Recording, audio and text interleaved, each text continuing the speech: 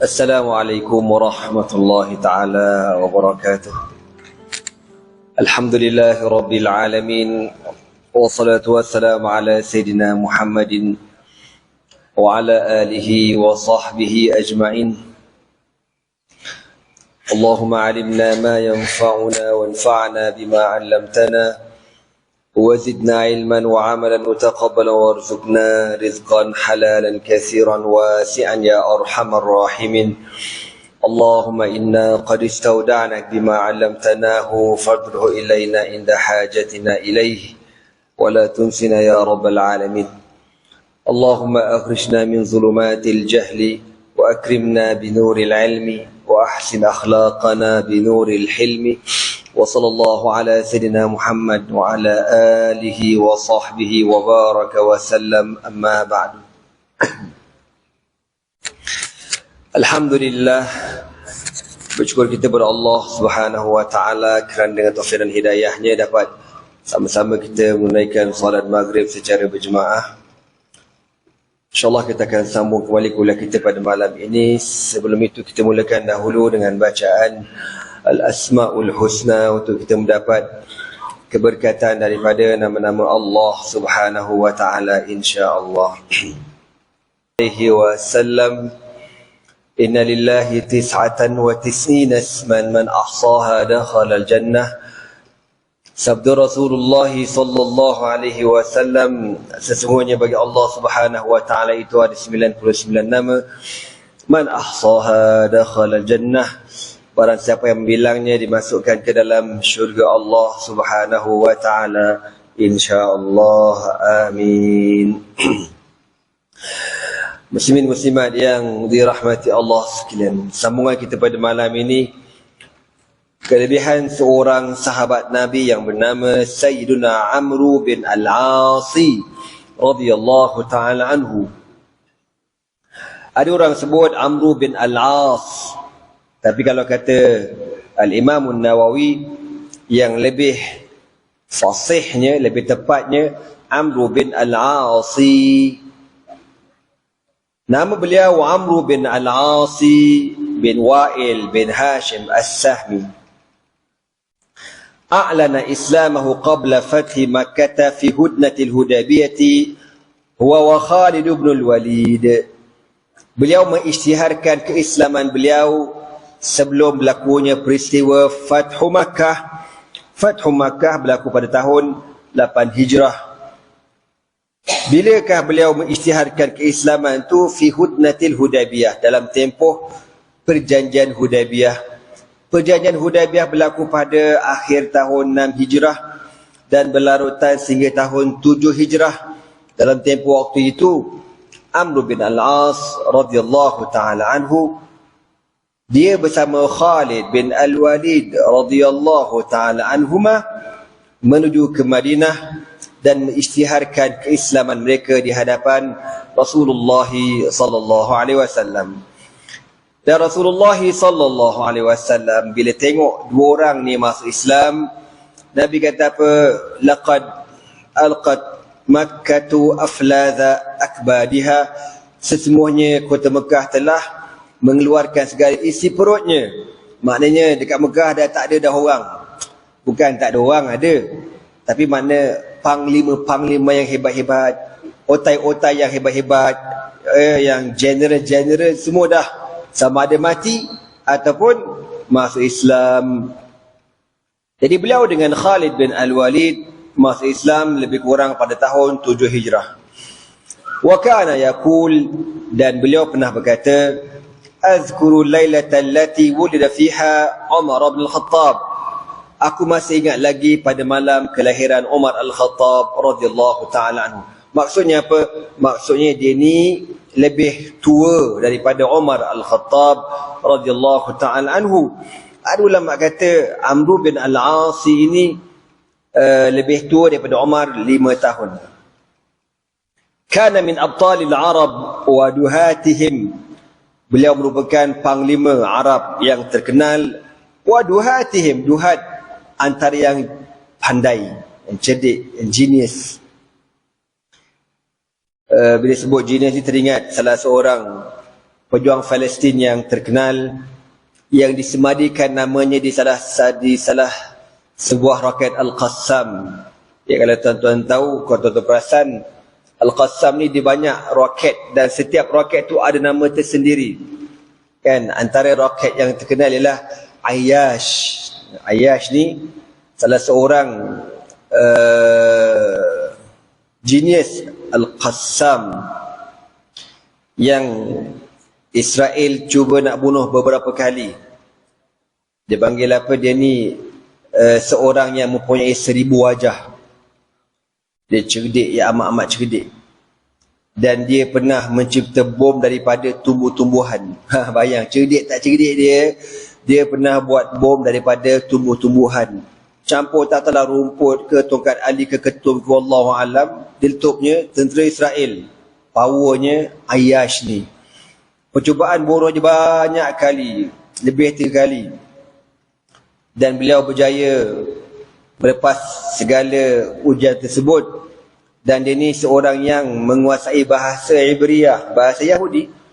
Dan sehingga kalau dia bercakap dengan orang Yahudi pun confused. Orang Yahudi ingat dia ni orang Israel, padahal dia orang Palestin. Dia rekaskan cerita. Jenisnya dia pandai, dia subhanallah pakar buat bom daripada Al-Qassam. Dan dengan tunjuk ajar dia lah Al-Qassam ni dapat banyak ilmu, terutama bahagian buat bom ni tuan-tuan. Batu Al-Qassam ni rahsia dalam tanah tu Allah Ta'ala sahaja yang maha mengetahui. Saya rasalah kemungkinan roket yang dimiliki oleh Al-Qassam lebih banyak daripada senjata roket yang dimiliki oleh tentera kita. Saya rasa macam tu. Kenapa saya kata macam tu? Sebab diorang sentiasa bersiap sedia untuk berperang, kan? Dan diorang persediaan tu bukan setahun dua, berpuluh tahun. Sudah tentu Al-Qassam takkan berani buat serangan macam tu kecuali pertama bertawakal pada Allah.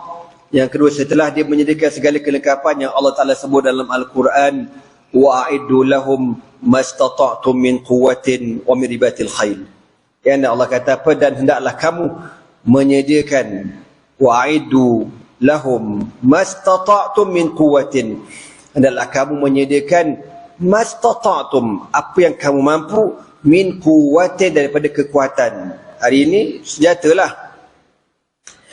Okey tuan-tuan semua. Jadi Ayyash ini, Muhammad Ayyash ini, dia punya licik dia, Yahudi tak berdaya bunuh, tetapi akhirnya beliau dibunuh oleh orang munafik. Oleh orang Palestin sendiri yang bunuh dia. Dan Ayyash ni dia tak duduk rumah dia pindah ganda sebab Israel cari, kan, dia akan bom rumah tu. Dia duduk dekat rumah kawan nama Usamah, dan kawan ini memang dipercayai. Dia akan duduk, dia pindah, tapi dia biasa duduk kat situ. Tapi Israel lah biasalah. Tapi macam mana teror Israel pun dia dah malu besar apabila dia diserang mengejut pada 7 hari bulan 10 baru-baru ni. Jadi qadarallahu ma syaa fa'al. Usamah ni dari seorang pakcik dia ni businessman, orang biasa berniaga. Jadi Israel cari lah, jumpa, tak tahulah dia bagi apa kawan tu mangkuk ni, kan. Dan Ayyash ni dia tak ada handphone sendiri, dia akan guna handphone kawan di Usamah. Mana kalau Usamah guna handphone tu selamat, dia pun selamat juga. Jadi kalau Usamah guna selamat, dia pun selamat juga. Gitulah. Tak macam mana satu hari tadi Allah, ya, kita pun jelah qadarullah, Allah nak gunakan syahid pada dia. Usamah ni pinjam handphone pakcik dia tu. Pakcik dia yang tali barut tu lah. Jadi pakcik dia bagi, Usamah pun guna handphone tu, dan dia bagi dekat Ayyash. Ayyash ni setiap kali dia nak guna handphone, dia akan buka handphone ni. Dia akan buka dulu, tengok dalam ada bom ke ada apa. Dia memang macam tu sentiasa. Tapi hari tu macam mana? Sebab dia katanya dia dah lama rindu kat bapak dia, dia nak call bapak dia. Jadi anda tengok dekat YouTube, sempat lagi ada percakapan terakhir antara dengan bapak dia.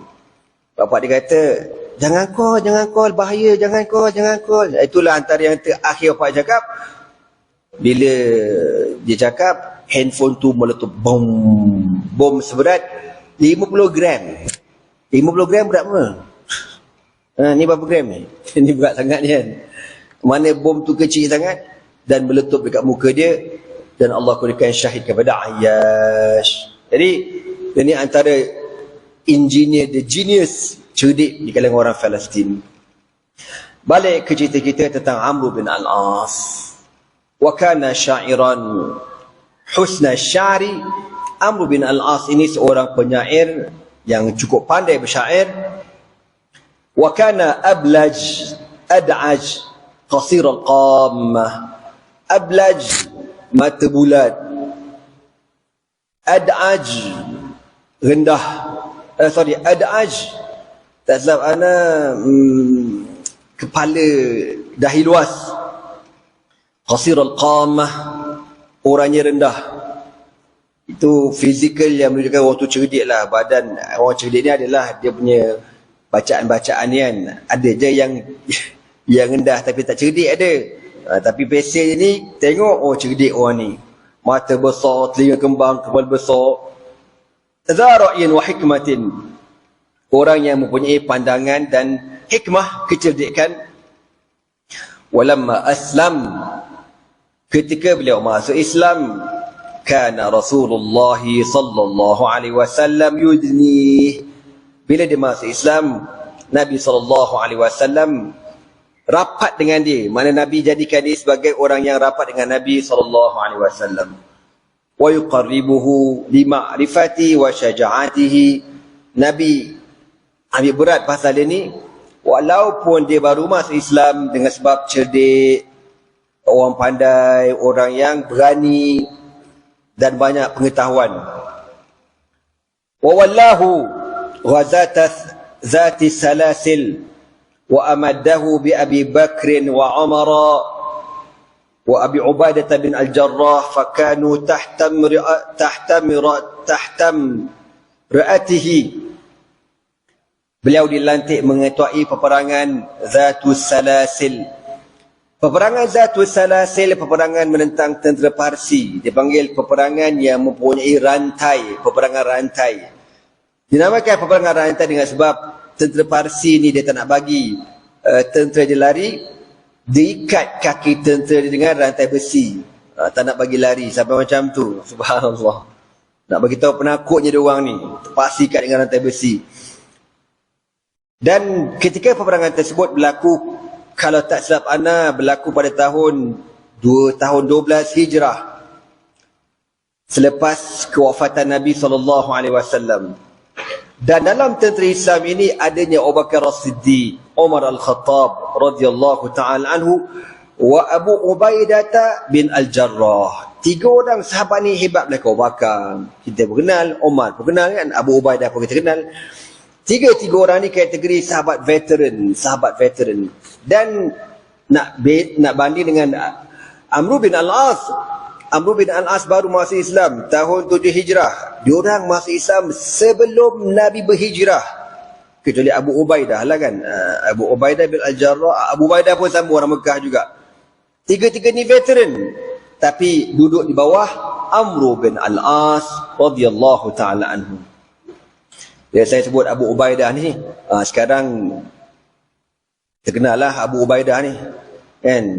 Sekarang dunia Islam sekarang ni, kalau orang tok berita, orang akan tunggu ucapan Abu Ubaidah, bagi orang yang ambil hal pasal Palestin lah. Tapi kalau orang tak ada hati perut, tak ada perasaan, dia buat bodoh je. Kita orang Islam ni hari-hari nak tahu apa khabar Palestin, tiap hari nak tahu. Anda tiap-tiap hari kalau buka handphone, anda akan tunggu video terbaru daripada kawan kita orang lah, wakil Muslim care dekat Gaza, Abu Aish, yang terselamat dalam serangan bom baru ni, yang mengorbankan 3 orang anak saudara dia, 3 syahid. Dia alhamdulillah selamat, cedera kat kepala dengan tangan. Jadi tiap-tiap hari dia akan hantar video. Kita video Gaza kena bom tu dah malas nak tengok dah, memang lah perangai Yahudi kan. Kita nak tengok video terbaru serangan Al-Qassam kepada Zionis, tu kita nak tengok. Jadi Abu Ubaidah ni merupakan an-natiqu rasmi, juru cakap rasmi bagi Hamas. Ya, ataupun Al-Qassam, afwan, Al-Qassam. Jadi tiap-tiap hari dia akan keluarkan ucapan dan dia akan bagilah maklumat terkini, berita terkini, perkembangan tentang Al-Qassam. وكانوا ثم استعمله رسول الله صلى الله عليه وسلم أميرا على عمان فمات النبي صلى الله عليه وسلم وهو أميرها وكان من أمراء الأجناد وفتق نسرين وصالها أهل الحلب ومنبش وأنطاكية. Dan beliau pernah dilantik oleh Rasulullah sallallahu alaihi wasallam menjadi ketua di Oman, salah sebuah negara Arab yang terkenal pada hari ini.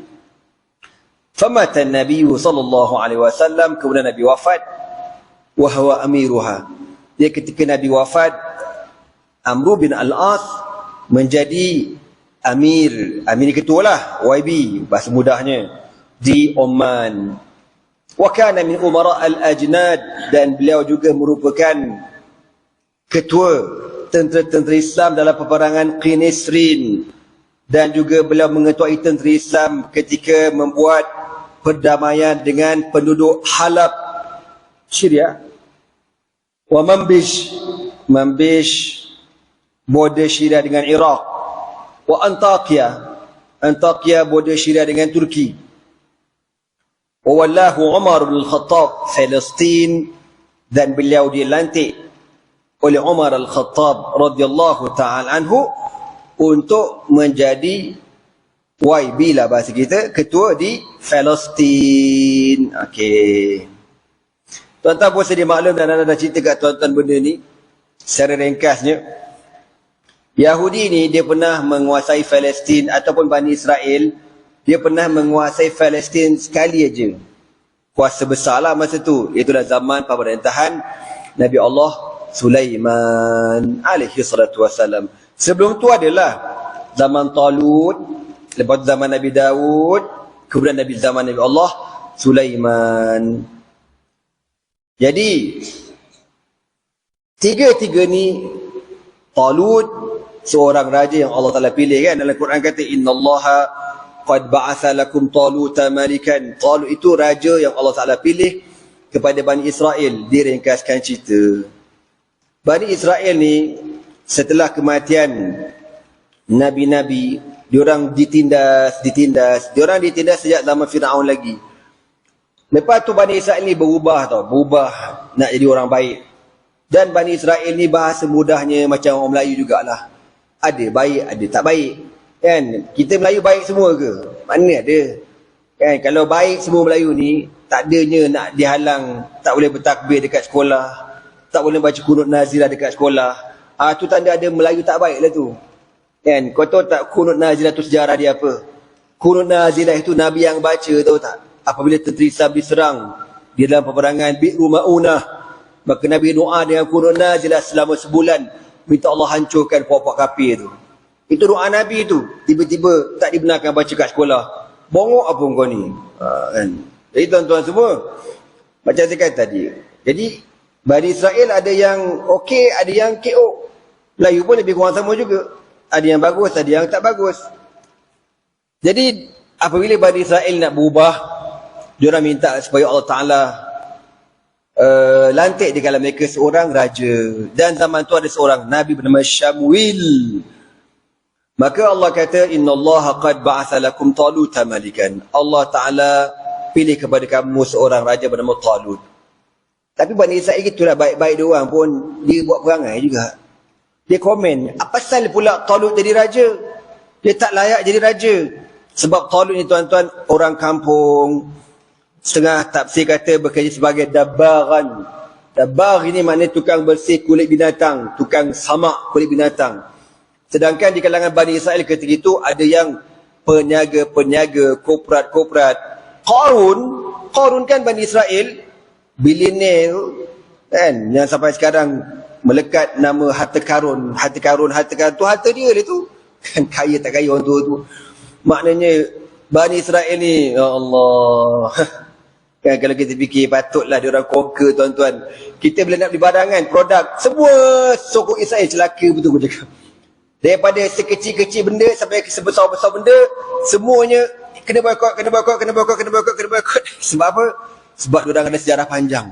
Kan, dia orang tamadun, dia orang hebat. Hebat, tapi itulah melawan Nabi, melawan Rasul, membunuh Nabi, membunuh Rasul. Lalu Allah Ta'ala pun lantik Talut. Panjang cerita tu, anak pun dah letih dah cerita pasal Bani Israel ni. Kan, lepas tu menang lawan Jalut, naik Nabi Allah Daud menjadi raja. Kemudian Nabi Allah Sulaiman. Itulah Bani Israel pernah conquer Palestin. Lepas tu Palestin dapat dekat pelbagai agama. Majusi pun pernah dapat, Kristian pun pernah dapat. Last kali ketika zaman Umar Al-Khattab, Baitul Maqdis dipegang oleh Salibiyin, Nasara, Kristian. Ya, beribu-ribu tahun orang Kristian ni pegang Palestin. Dan apabila tentera Islam berjaya menawan Palestin atau Baitul Maqdis, ketika nak diserahkan kunci Baitul Maqdis, maka apa kata Bishop Padri, dia kata apa? Kami tak akan menyerahkan kunci Baitul Maqdis ini kecuali kepada seorang lelaki bernama Omar. Siapakah di kalangan kamu yang bernama Omar? Masa tu para sahabat kata tak ada seorang pun di kalangan kami nama Omar. Tapi yang bernama Omar tu ada di mana? Di Madinah. Khalifah ketika itu. Dia rekaskan cerita. Anda dah cerita dah kat surau ni, kalau tuan-tuan masih ingat lagi. Ingat lagi? Gorang angguk je lah. Angguk biar confident. Ini angguk pun tidak. Sabar je lah.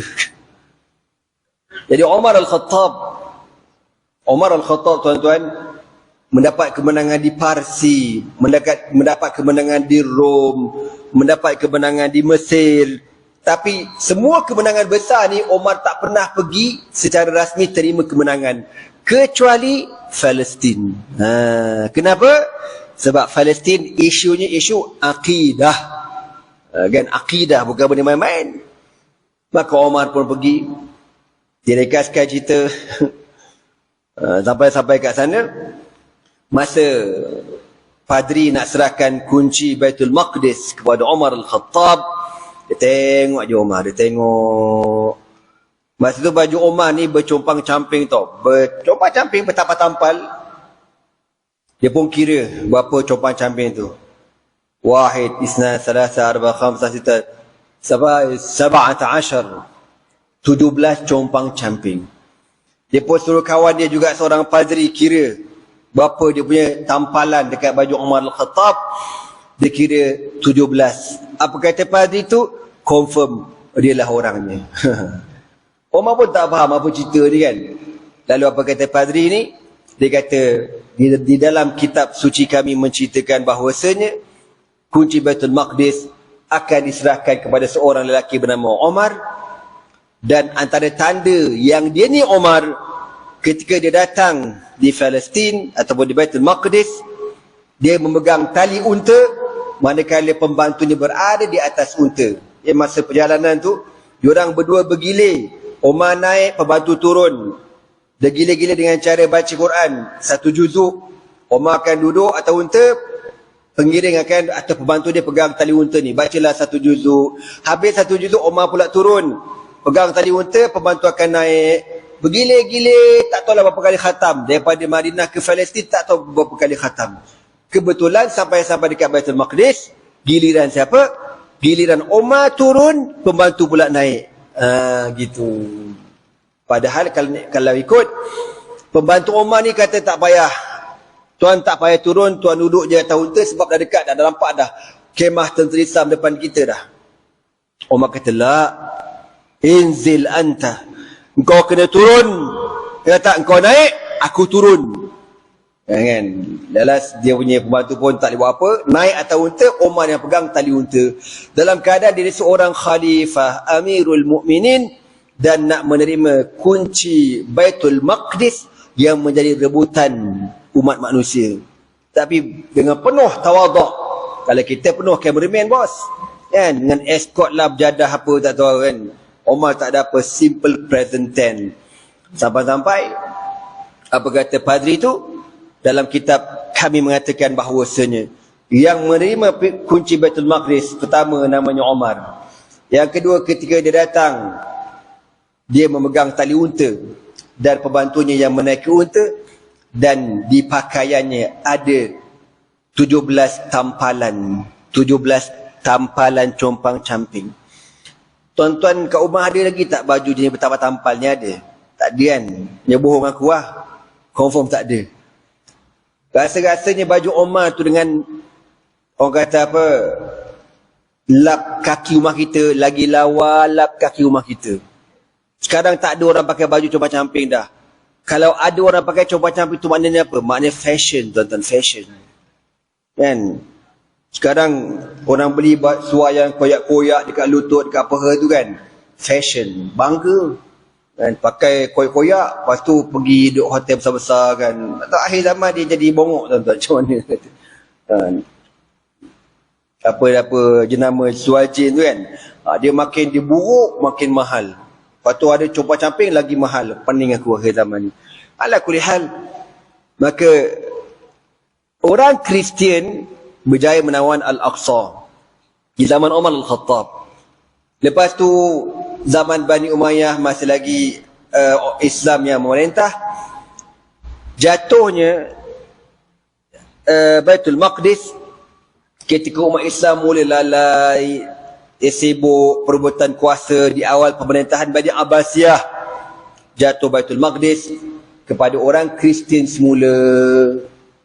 Lalu di zaman pemerintahan Salahuddin Al-Ayyubi. Salahuddin Al-Ayyubi hidup zaman Abbasiyah juga.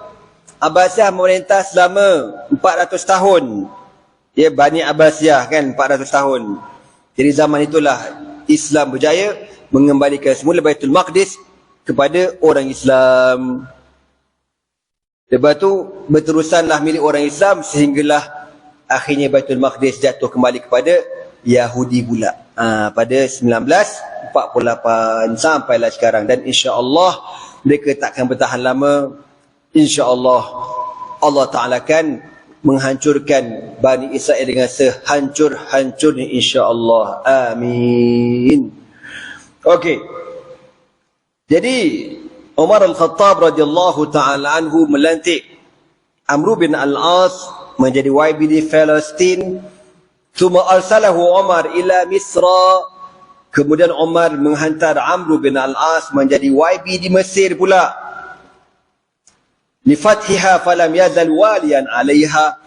Dan berlakulah peperangan di Mesir dan akhirnya Amr bin Al-As menjadi wali YB dekat sana.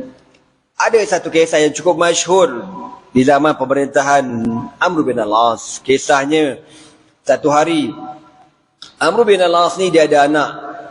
Dan satu hari anak dia ni ajak seorang Qibti, orang Kristian Mesir. Zaman Firaun kan bangsa Qibti kan sejak zaman Firaun dulu.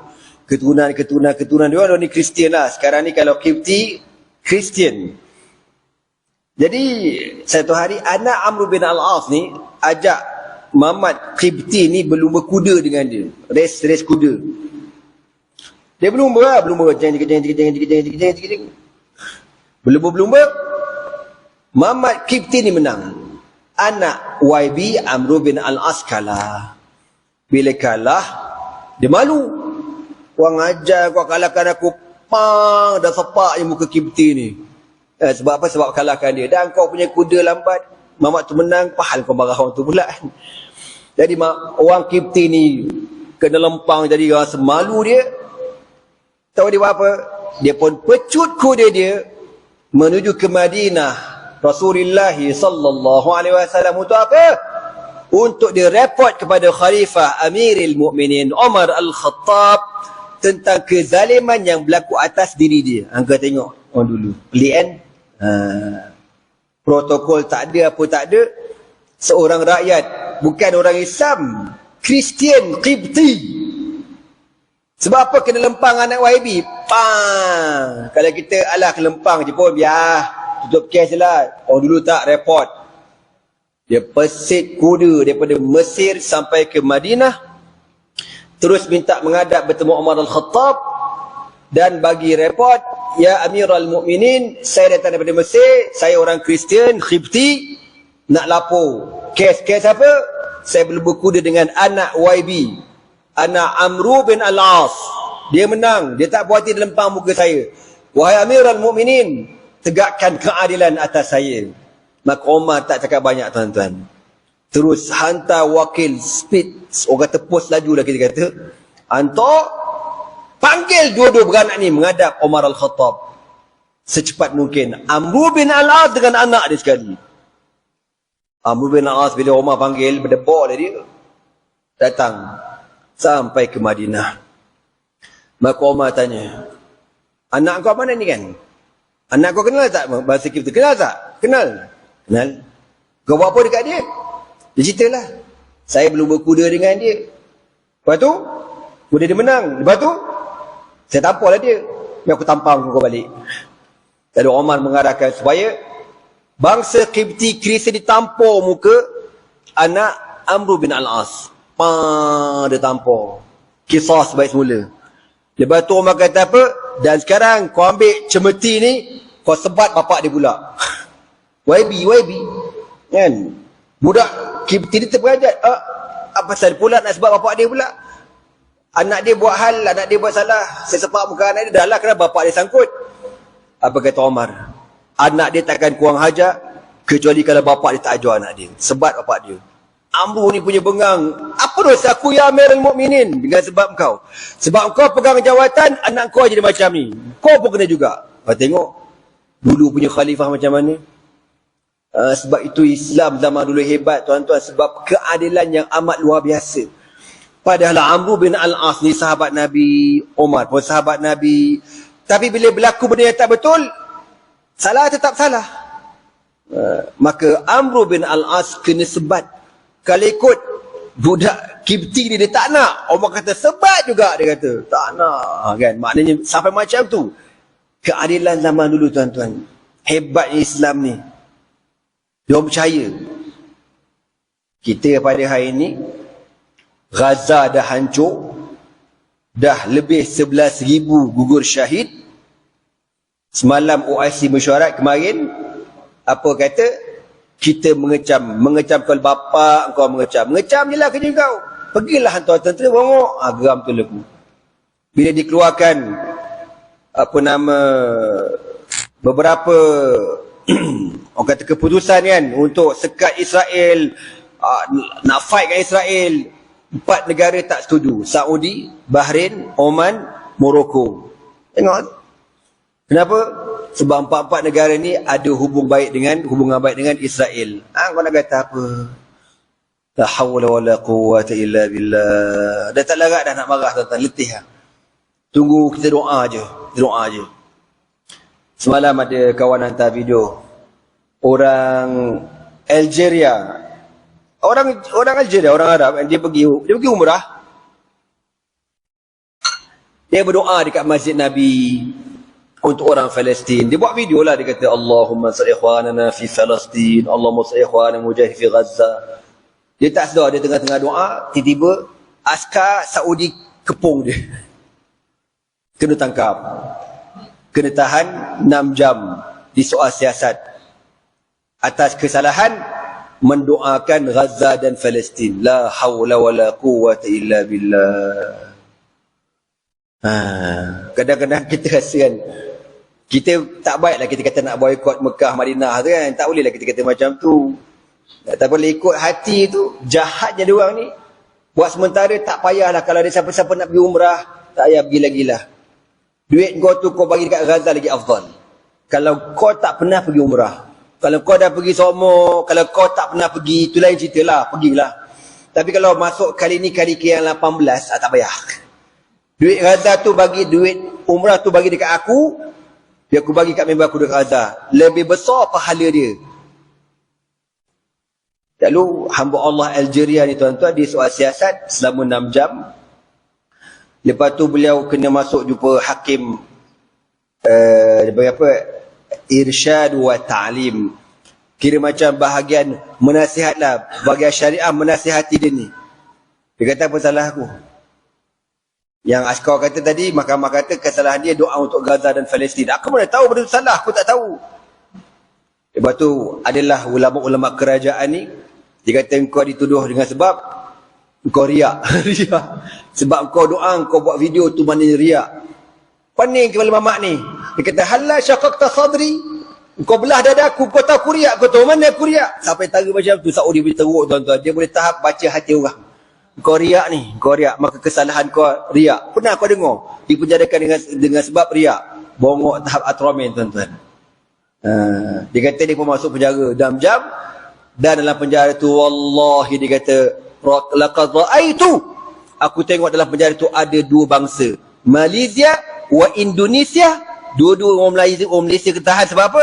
Sebab pakai maflar Palestin. Kau kalau pergi umrah, janganlah pakai Free Palestine ke, Lama Palestine ke, Bendera Palestine ke, wajibul gunah masuk dalam. Teruk kan? Aku nak kata la hawla wala quwwata illa billah. Nak doa bab Palestin pun kena doa pelan-pelan aja. Aku nak kata apa nak di Saudi ni? Tak tahulah apa bala yang Allah nak turunkan dekat diorang. La hawla wala quwwata illa billah. Jadi tuan-tuan semua, sebab tu bila anak kena fikir balik kan, insya-Allah Mujahidin Al-Qassam tak memerlukan bantuan tentera negara-negara Arab yang lain. Dia tak perlukan. Diorang tak perlukan. Sebab sejarah menunjukkan apa dia? Tentera di zaman Nabi SAW tak pernah menang dengan sebab bilangan mereka lebih ramai daripada musuh. Semua peperangan yang berlaku di zaman Nabi SAW, tentera Islam mesti sikit daripada musuh, baru Allah beri kemenangan.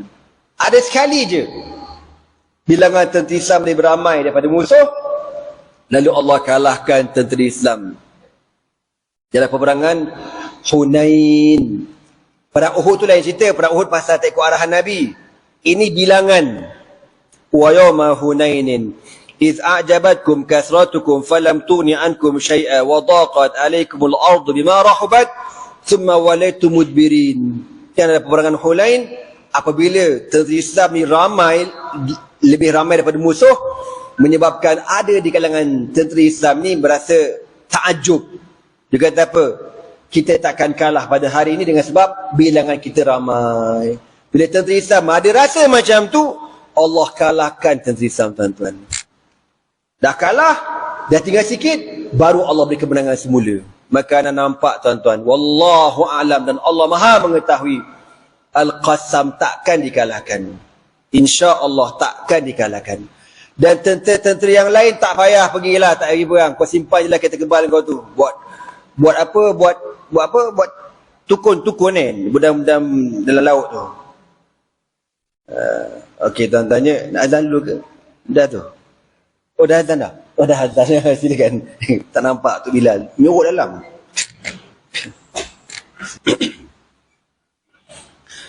Okey, sikit lagi tuan-tuan. Bismillahirrahmanirrahim. Sikit lagi tentang Sayyidina Amr bin Al-As radhiyallahu ta'ala anhu. Dia kata dekat sini, akhraja Imam Muslim qissata wafati fi sahih. Antara kisah beliau, okey, tadi saya cerita tentang bagaimana adilnya Islam di zaman Umar Al-Khattab radhiyallahu ta'ala anhu. Umar Al-Khattab mengarahkan supaya dijatuhkan qisas kepada anak Amr bin Al-As yang menampak seorang rakyat biasa Qibti yang merupakan orang Nasara Kristian tapi kafir zimmi, maka diarahkan untuk dilakukan qisas balas semula. Dan Amr bin Al-As juga dijatuhkan hukuman dengan sebab apa? Dengan sebab kedudukan kaulah anak kau jadi macam ni. Itu adilnya Islam, ya, dan benda itu takkan berulang lah. Nak tunggu berulang bila? Tunggulah Imam Mahdi muncul, Nabi Isa turun daripada langit nanti insya-Allah. Kalau nampak pada hari ini gelap, orang kata nampak, tak nampak. Ya, negara Arab semua dah rosak punah jahanam. Sebab tu anak kata tadi. Dan hatta Abu Ubaidah jurucakap Al-Qassam tu berkata apa? Sekarang ni dia punya cara cakap dia tu Dia tak kata ya ummatal Arab. Dia kata ya ummatal Arab tu secara umum je. Dia tak kata ya hukamal Arab, wahai pemerintah Arab, hantarlah bantuan kepada kami. Tak ada langsung. Dia kata kepada orang Palestin supaya sabar, tabah, doakan kami. Itu je dia kata. Dia tak harap langsung dekat negara-negara Arab. Sebab negara Arab, kita pun tahulah kan, macam anda sebut tadi, doa untuk Palestin pun dikaitkan jenayah. Anda pergi haji baru ni, anda pegang hila ni, hila mikrobol kecil tu, kan cerita pasal sejarah dekat kawasan Masjidil Haram. Pop, datang askar belakang pop, dia cekor aku, ya Allah. Pahal ni, ya Allah dia kata. Dia tangkap, kan. Waktu dia nak, yalah, datang spy dia tak faham apa, duduk kerumuan. Nabi memang satu benda je, dia ambil handphone aku. Handphone aku ni banyak gambar kat Syria, kan. Kita gambar kat Syria, panjang cerita. Dia orang ni sebenarnya, dia orang tak suka. Kita hantar bantuan, kita bersimpati dengan orang Syria. Oh, dia orang lagi lah. Dia kata kita apa? Irhabi, teroris. Masuk dalam balai dia. Anda buat-buat tak negatif bahasa Arab. Bujur ada member aku seorang yang bawa travel lah. Kan? Anda kena berlakon lah, tak kerja cakap Arab. Bodoh je kan.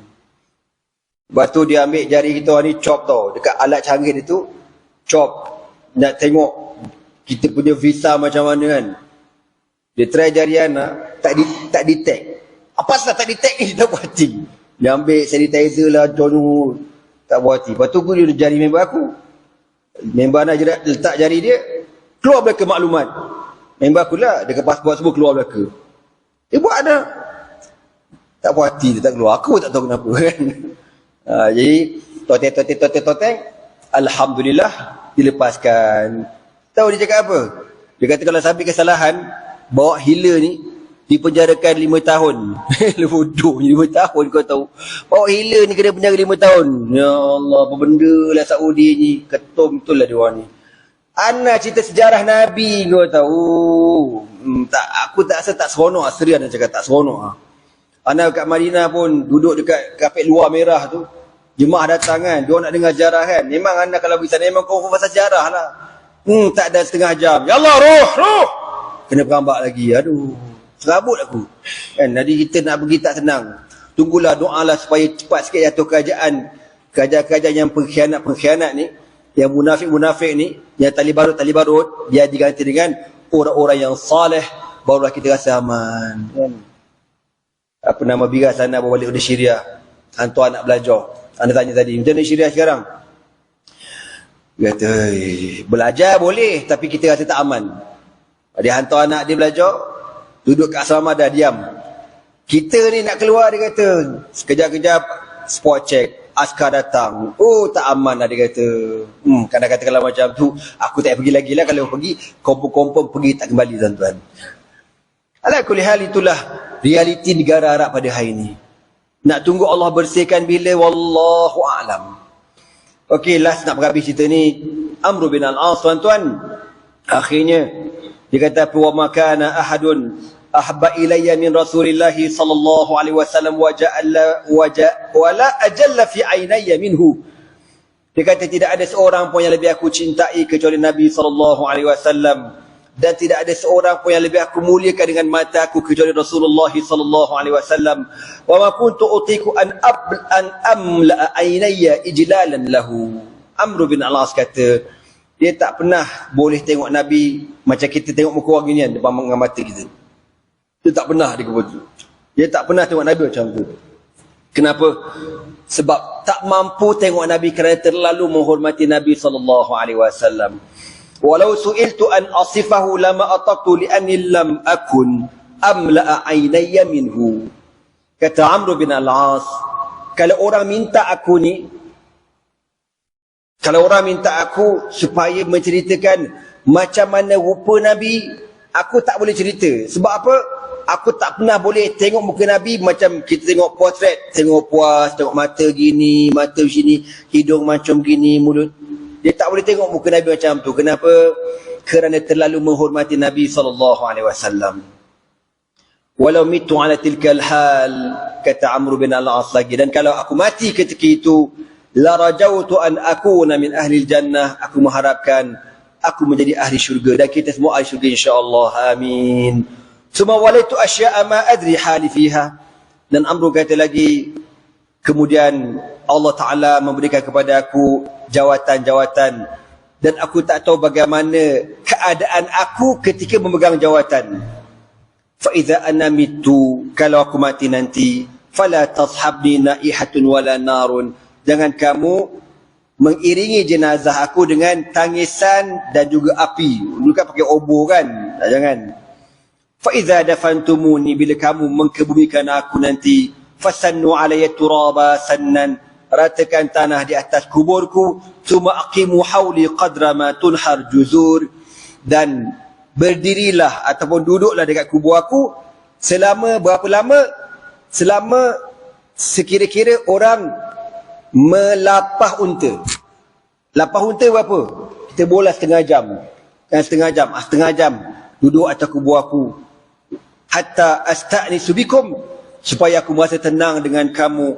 Wa anzur madza uraji'u bihi rusul rabbi, dan untuk aku bersedia untuk memberikan jawapan kepada utusan Allah yang Allah hantar kepada aku, iaitu malaikat Munkarun wa Nakir. Sebab tu ulama kata, apa yang Amr bin Al-As cakap, kalau aku mati, jangan terus balik, duduk di atas kubur aku, berdiri atas kubur aku sekadar orang melapah unta.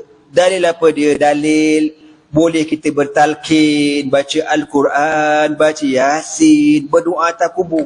Itu bukan bid'ah. Yang wasabi kata bid'ah. Itulah masalah puak-puak ni, belajar. Biar belajar tu biar betul-betul sikit. Ini Amr bin Al-As tahu tak? Pesan macam tu. Kalau aku mati jangan terus balik, duduk atas kubur aku sekadar berapa lama? Orang melapah unta. Duduk tu bukan duduk saja, bukan duduk isap vape. Agak-agaklah kau. Duduk baca Quran, berzikir apa yang patut kan, baca qul huwallah dan sebagainya. Okey tuan-tuan semua, begitulah tentang Sayyidina Amr bin Al-As radhiyallahu taala anhu. Dan perkembangan terakhir tentang Al-Qassam yang kita dapat pagi tadi,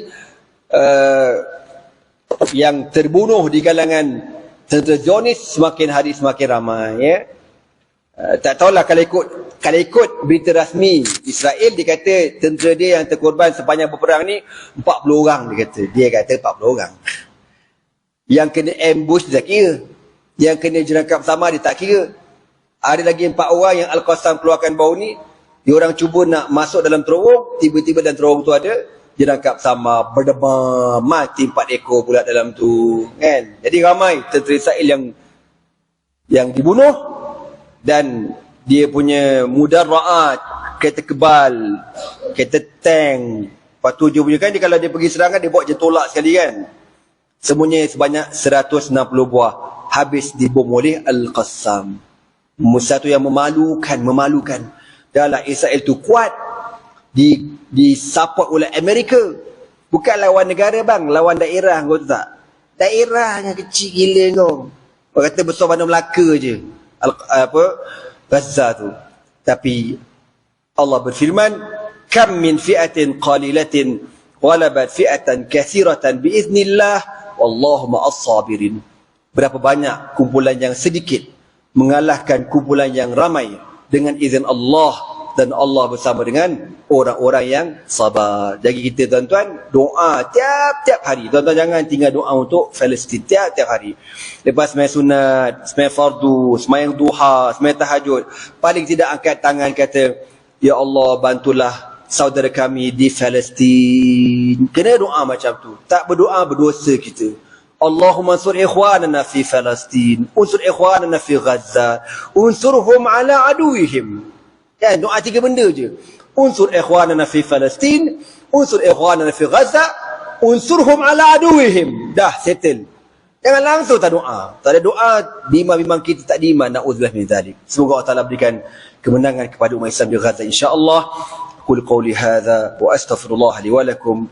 Wassalamualaikum warahmatullahi taala وبركاته. سبحانك الله بحمدك أشهد أن لا إله إلا أنت أستغفرك وأتوب إليه. بسم الله الرحمن الرحيم. والعصر إن الإنسان لفي خسر إلا الذين آمنوا وعملوا الصالحات وتواصوا بالحق وتواصوا بالصبر. اللهم إنك عفو تحب العفو فاعف عنا يا كريم.